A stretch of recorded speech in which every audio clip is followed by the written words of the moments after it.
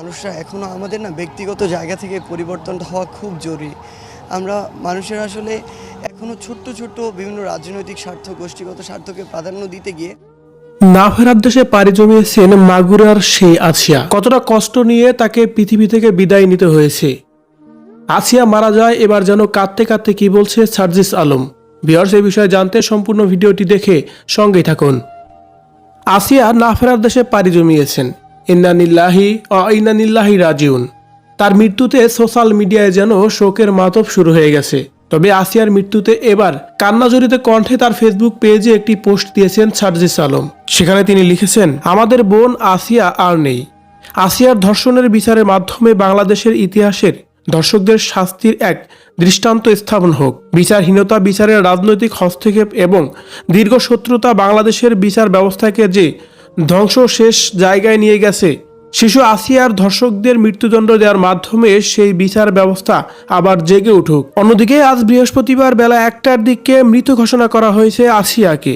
আসিয়া আজ কটা দিন ধরে মৃত্যুর সঙ্গে পাঞ্জা লড়ছিলেন হসপিটালে। অবশেষে যেন না ফেরার দেশেই পাড়ি জমাতে হলো এই ছোট্ট বাচ্চাটিকে। মূলত আজকে বৃহস্পতিবার বেলা 1টার দিকে তাকে মৃত ঘোষণা করা হয়েছে। ঢাকার সম্মিলিত সামরিক হাসপাতালে সিএমএইচে পেডিয়াট্রিক নিউরোলজিস্ট বিভাগের অধ্যাপক কর্নেল নাজমুল হামিদ সাংবাদিকদের এই তথ্যই নিশ্চিত করেছেন। কর্নেল নাজমুল হামিদ বলেন, আজ সকালবেলা 2 দফায় শিশুটির কার্ডিয়াক অ্যারেস্ট হয়।